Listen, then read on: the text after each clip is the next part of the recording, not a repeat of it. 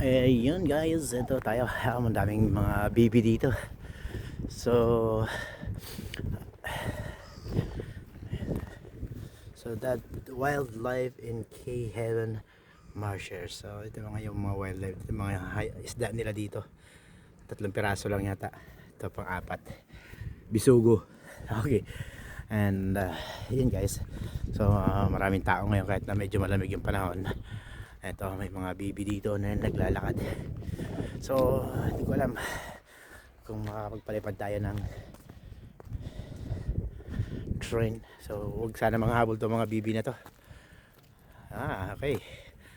So ngayon lang kayo nakakita ng Pilipino dito. Ganun ba? Alright. So yun and ayan. Ayan yung mga bibi sa ating lamig. Naka-doble na yung jacket ko guys, pero malamig pa. And ayan, special tayo dito sa ayan, welcome. And sana mag-enjoy kayo sa video nito.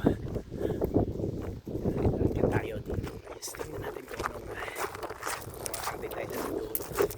Medyo ano yung malamig. Lakas ito. Parang hindi kakayanin ng jacket ko. Ang lamig. Anyway, yun yung mga bibisa dito natin guys. So kung bago ka pa lang guys, huwag makakalimutan mag-follow and syempre i-like mo na rin and share my video para lagi kang updated pag yung mga video ko, okay? Yun.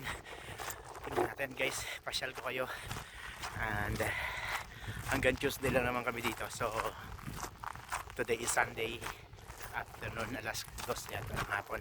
Hindi ko na-check yung time pero mga ganong oras.